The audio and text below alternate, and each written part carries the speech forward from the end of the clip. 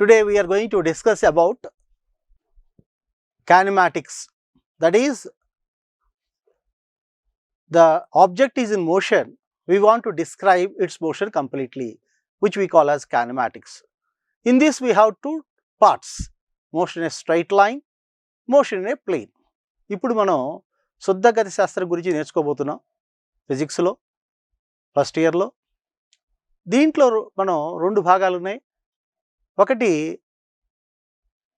ఒక సరళ రేఖ వెంబటి చలనము, అదేవిధంగా ఒక తలంలో చలనం. ఈ రెండు భాగాలుగా మనం నేర్చుకుంటాం వీటిని. So we are going to understand this motion of a body in a straight line first. So to start with this one, we have to know what is a vector quantity and a scalar quantity.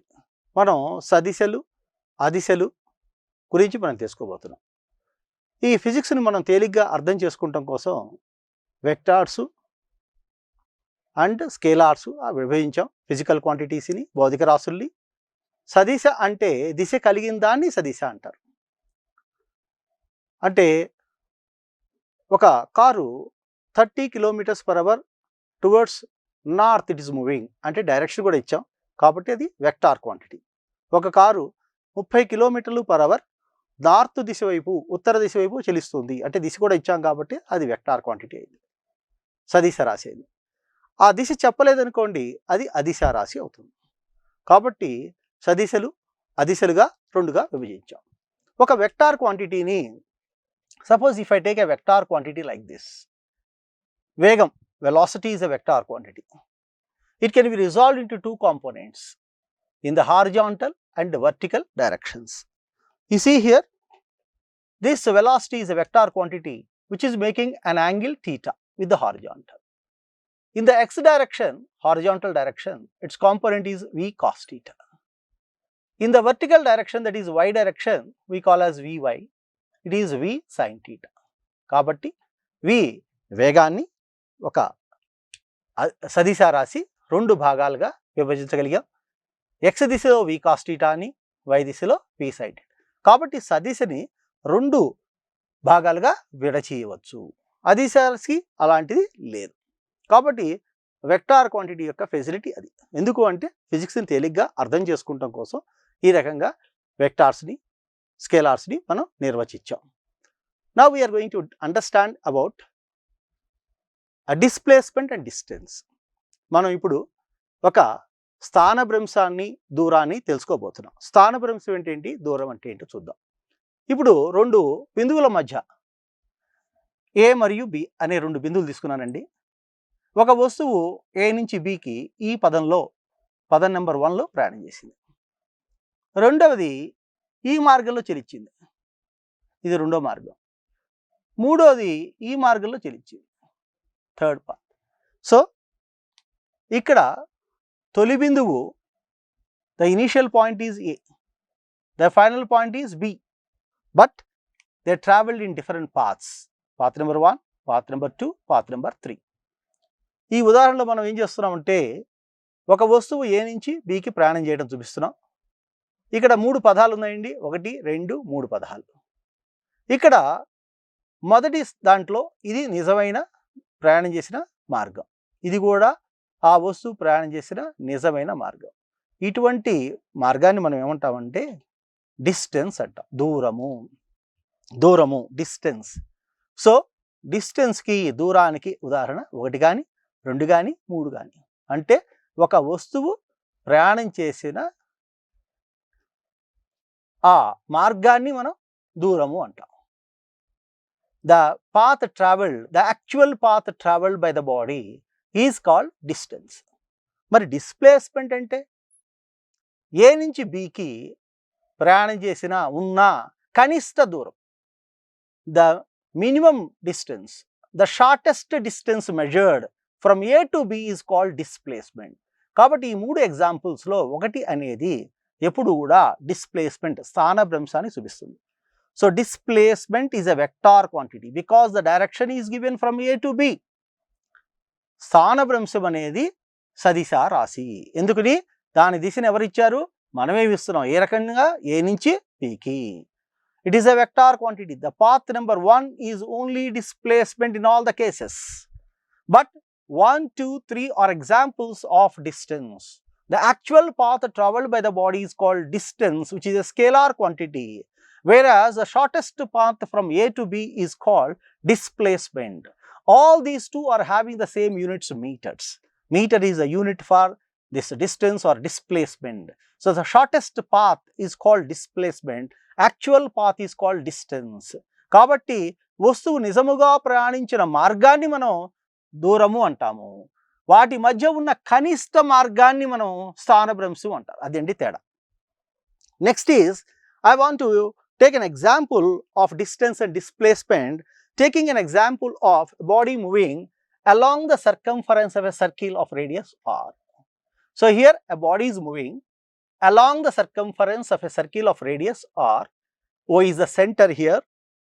Here the body is moving along the circumference of a circle in the anti-clockwise direction. Let this point is A, let this is B, C and D. I want to understand what is the distance and displacement in different cases. The first case I take it as from A to B.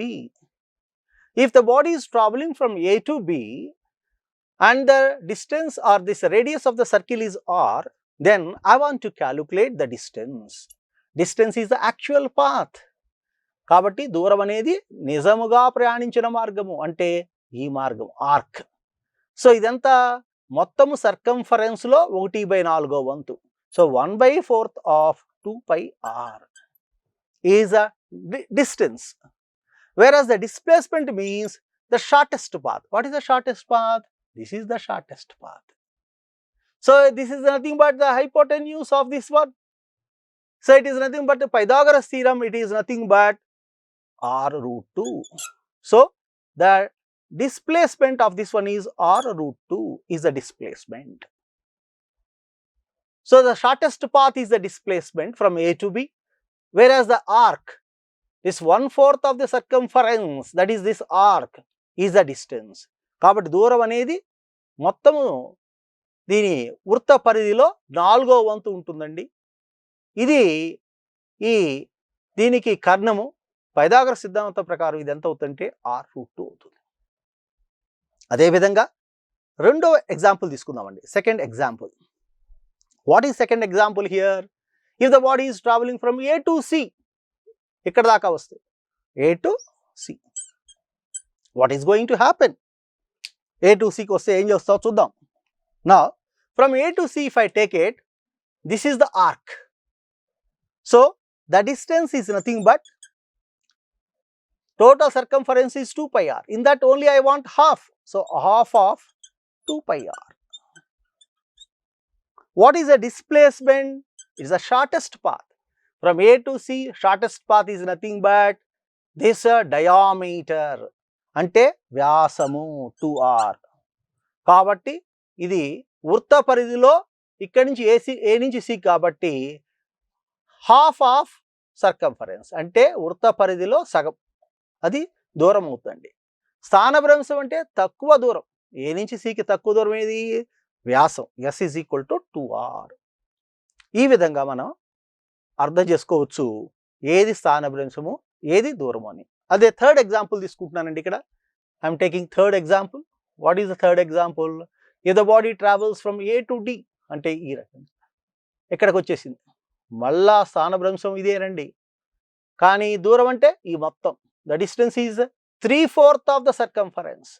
So what is the distance in the case? 3/4 of circumference 2πr. దూరం అనేది 3/4 వంతు దేంట్లో? వృత్త పరిధిలో. మరి స్థానభ్రంశం అండి? The displacement is the shortest path. Again it is nothing but by the Pythagoras theorem, it is r√2. So r√2 is the displacement, whereas the distance is 3/4 of the circumference, that is 2πr into 3/4. So I am going to take the next example. It is a fourth example on this same thing. If the body completes one rotation, that is A to B, completing one rotation. If it is completing one rotation, what is going to happen? It's coming to the same point. What is the displacement? Displacement becomes 0. because is coming to the same place. The shortest path is 0. స్థానభ్రంశం అనేది 0 అయిపోతుందండి. ఇక్కడ స్థానభ్రంశం ఉండదు. మరి దూరం ఎంత అవుతుంది? The distance is nothing but total circumference of the circle. వృత్త పరిధి మొత్తము అంటే 2πr. 2πr is the distance traveled by the body, whereas s is the displacement. Here displacement is 0. What is the other example I can give where displacement is 0? If a body is projected vertically upwards, it's going and coming back. So when body is going up and down, what is the displacement? 0. But what is the distance traveled? Going up, let it be h, and going down, that is h, that is 2h. It was given in the EAMCET examination. If a body is projected vertically upwards with a velocity of 10 meters per second, what is the displacement? Answer is 0. No data is required because it is coming to the same position. So this is an example for where displacement is 0, but the distance will be there, something will be there. In this case of this one, the distance is nothing but 2h, whereas displacement is nothing but 0. So these are the examples which enlighten us what is the difference between distance and displacement. కాబట్టి ఈ example ద్వారా మనకి పూర్తిగా అర్థమయ్యేది ఏంటంటే ఏది distance, ఏది దూరము, ఏది స్థానభ్రంశము, వాటి గురించి మనం అర్థం చేసుకోవచ్చు. Now I want to introduce a word called velocity. అంటే వేగము. So velocity, v is nothing but rate of change of displacement, and speed is nothing but rate of distance traveled by the body. Here it is the displacement, here it is the distance. Both are the units meters per second. రెండిటికి ప్రమాణాలు ఒకటేనండి, కానీ ఇది vector quantity అంటే సదిశ రాశి, whereas this one is a scalar quantity. So speed అనేది వడి అనేది అదిశ రాశి, ఇది సదిశ రాశి, ఇది సదిశ, ఇది అదిశ. అంటే దీనికి దిశ లేదు. అంటే ఒక కారు 30 km/h టువర్డ్స్ నార్త్ వెళ్తుంది అని చెప్పాం, అప్పుడు అది వేగం అయిపోతుంది. 30 km/h వెళ్తుంది అని చెప్పాం అనుకోండి, వడి అయిపోతుంది. అంతే తేడా. సో స్థానభ్రంశం యొక్క రేటునే వేగం అంటాం, దూరం యొక్క రేటునే వడి అంటాం. అది డిఫరెన్స్ అండి. ఇప్పుడు మనకి average speed or average velocity, average speed or average velocity అని అనుకోండి, అంటే మొత్తము దూరము బై మొత్తము కాలం. అదే యావరేజ్ వెలాసిటీ అని అనుకోండి, మొత్తము స్థానభ్రంశము బై మొత్తము కాలము, total distance by total time, total displacement by total time. కాబట్టి సరాసరి వడి, సరాసరి వేగము, ఈ రకంగా మనం రాసుకోవచ్చు అండి. కాబట్టి మనం ఇప్పుడు సరాసరి వడి, సరాసరి వేగం గురించి మనం నేర్చుకోబోతున్నాం. Here we're going to discuss about one example, a beautiful example on average velocity. Suppose a body is traveling half the distance, let it be x, this is also s, and with the velocity u, and the next half with the v. What is the average velocity? That is our problem. So half the distance is traveling with the s and next half with the s, with the velocities u and v. What is the average velocity? కాబట్టి ఇక్కడ రెండు సమానమైన దూరాలు ఎస్ఎస్ను ఒక వస్తువు you వేగంతోనూ వి వేగంతోనూ ప్రయాణిస్తే దాని సరాసరి వేగము ఎంత? దీనికి ఫార్ములా ఏంటంటే 2uv/u + v.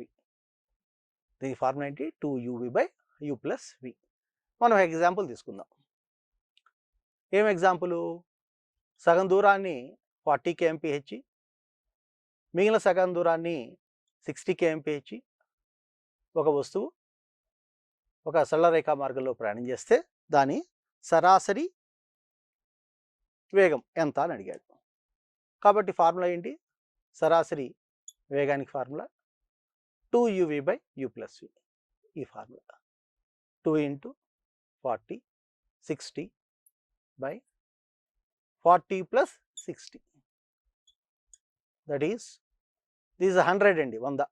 2 40 60/100. We'll cancel this. So we are getting answer. It is 48 kmph. Very good answer. So kmph. So what is the average velocity? 48 kmph. Here ఒక వస్తువు సగం దూరాన్ని 40 kmph, మిగిలిన సగం దూరాన్ని 60 kmph చేస్తే సరాసరి వేగం ఎంత అని అడిగాడు. ఎంత వచ్చిందమ్మా? 48 km/h వచ్చింది. ఇప్పుడు ఇంకొక ఎగ్జాంపుల్ తీసుకుందామండి.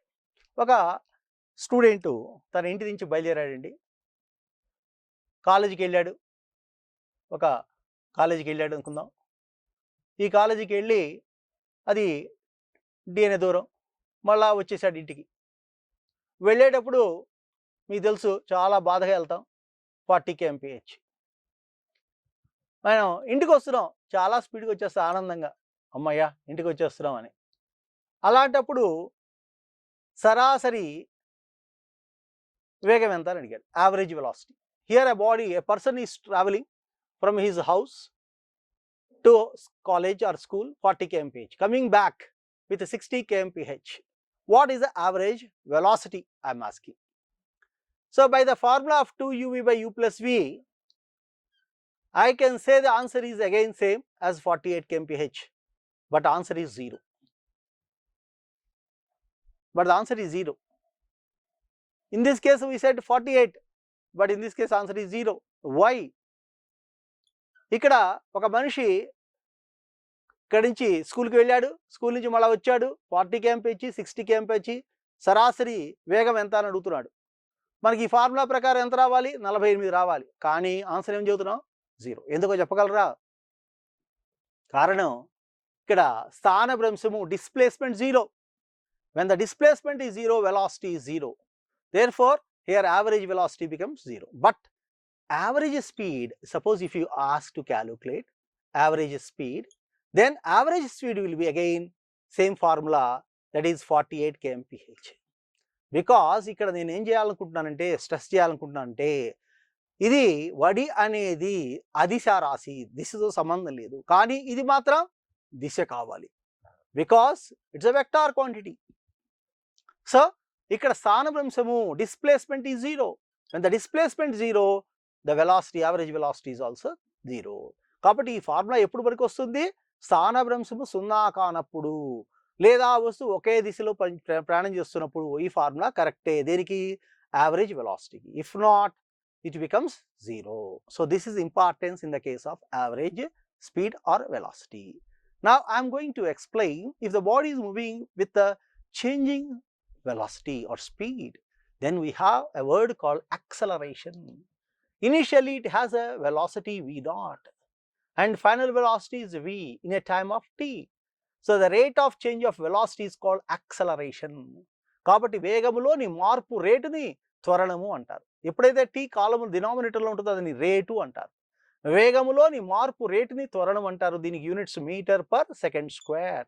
Some people call it as a meter second to the power of -2. So acceleration is a vector quantity. Now if a body is moving with a constant velocity or uniform velocity, if it is a body is moving with a uniform velocity, if a body is moving with a uniform velocity, constant velocity, then the acceleration becomes 0. That is, there is no change. If there is a change, then to describe the motion of a body, we require 4 equations which we call as equations of motion. The first equation is v is equal to u plus at. The second one is s is equal to ut plus half at square. The third one is v square minus u square is equal to 2as. Sn is nothing but the distance traveled in the nth second is u plus a by 2 into 2n minus 1. These are the 4 equations of motion which explains the motion of a body completely. So these are the equations of motion. ఒక వస్తువు త్వరణతో ప్రయాణం చేస్తున్నప్పుడు దాన్ని మొత్తముగా విశదీకరించాలి అంటే, దాని యొక్క పదాన్ని మనం చెప్పాలి అంటే, మనం దాని యొక్క స్థితిని తెలుసుకోవాలి అంటే మనకు కావలసిన 4 సమీకరణాలని వీటిని ఈక్వేషన్స్ ఆఫ్ మోషన్ అంటారు. ఏది? v is equal to u plus at, s is equal to ut plus half at square, v square minus u square is equal to 2s, Sn is equal to u plus a by 2 into 2n minus 1. n అంటే nవ సెకనులో ప్రయాణించిన దూరము, nth second. కాబట్టి ఈ equations ఉపయోగించి ఒక వస్తువు సమ త్వరణముతో ప్రయాణం చేస్తుంటే దాని యొక్క పూర్తి వివరాలను చెప్పగలిగే సమీకరణాలు ఈ 4 ఉపయోగించవచ్చు. Now we want to understand about these equations in our daily life, how to do it. Now we have an equation like this one. Suppose an example, I take an example here. V is equal to 16 minus 7 x, suppose. I want to calculate, suppose it is the root of. I want to calculate acceleration of this body. So this first example is revealing that this equation is resembling one of the equations of motion, that is this equation. I square both sides. V square is equal to 16 minus 7x, or V square minus 16 is equal to minus 7x. So I can rewrite this one as V square minus 4 square is equal to, it is what is that, 2as2 into minus 7 by 2 into x. So here the initial velocity will be 4 and acceleration is minus 7 by 2.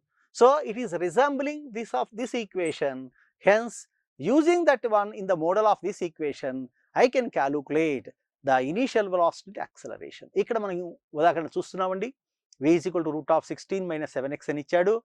దీంట్లో త్వరణం కనుక్కోమన్నాడు. దీని రెండు పక్కల వర్గం చేస్తే V square is equal to 16 minus 7x అని వచ్చిందండి. So V square minus 16x is equal to minus 7x. దీన్ని 4 square గా రాసుకున్నారండి. So V square minus 4 square is equal to AS ఫామ్లో పెట్టాను. ఇక్కడ A బదులు minus 7 by 2, రెండు కొట్టేస్తే minus 7x సరిపోయిందండి. కాబట్టి కంపేర్ చేస్తే ఈ సమీకరణంతో కంపేర్ చేస్తే ఇక్కడ U స్థానంలో 4 ఉంది, ఇక్కడ A స్థానంలో మైనస్ 7/2 ఉంది. కాబట్టి తొలి వేగము 4 అండ్ త్వరణం ఎంత అంటే minus 7/2. ఈ రకంగా మనం ప్రాబ్లమ్స్ చేయడానికి అనువుగా ఉంటుంది. అలాగే మనం ఇంకా డిఫరెంట్ ఈక్వేషన్స్ ఎలా చేస్తూ ఉంటామో ఈ కైనమాటిక్స్ను ఉపయోగించి మనం నేర్చుకోబోతున్నామండి. ఇక్కడ ఒక ఈక్వేషన్ ఇచ్చాడు. 2s is equal to, we have given an equation 2s is equal to 20t, it is 20t plus 5t square, it is equal to plus 5t square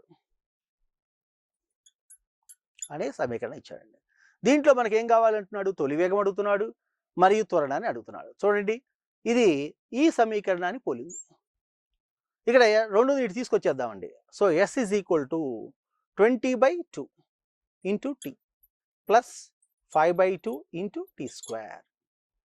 so s is equal to ut plus half at square మోడల్లో ఉందండి. దీన్ని మనం rearrange చేస్తున్నానండి. s is equal to ఇది 10t plus half a t square.